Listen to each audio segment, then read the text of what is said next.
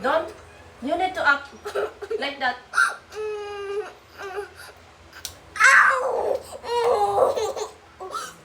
Where's na? Oh my god! That is out! What did you say? I wonder what's this. Why are you sad? Wait. I messed up. What did you say earlier? Look, Why are you sad? because you're full of my teeth. I full of your teeth? Yeah. That's normal, baby. I was also like that. And now I don't look the same. It's the other kids also the same. They don't have teeth also. That's normal in ay kapoy mag-English pa. So in your age, it's normal because there's a new coming out to replace it. Yeah, but I don't have. Are you not happy? You still guwapo, baby. But I want something like a glitch hair. No, it's okay. Just for the meantime, your teeth, but it will grow. You know that?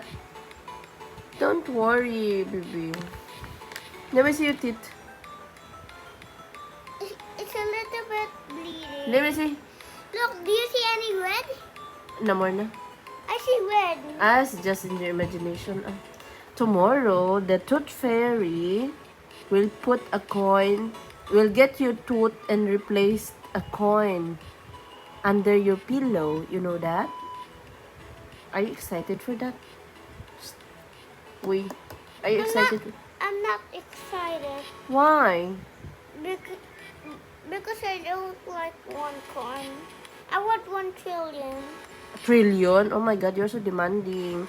The tooth fairy, she don't have a trillion. Only coins. Coins lang, ha? Demanding man ka dong. Gusto mo kag I trillion. want money. You want to what? Money. Yeah, coin. It's also money. That's the same. Okay? Tomorrow, let's sleep na.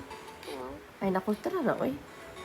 Nagtampo yan si Lucas sa akin. Kay binunod ko kanina yung ngipin niya. Kaya nag-uga na, unya. May lumabas na bagong ngipin. Kailangan ko ng bunutin. Kaya nagtampo si paring Lucas niya.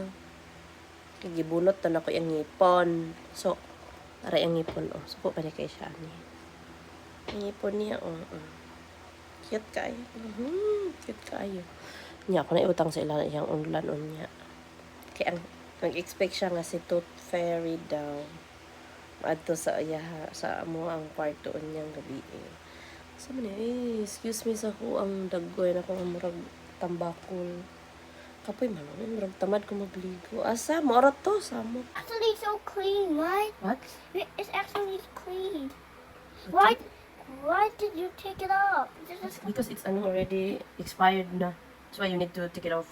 That's It's what already loosened. Loose ba? It's kanang luag.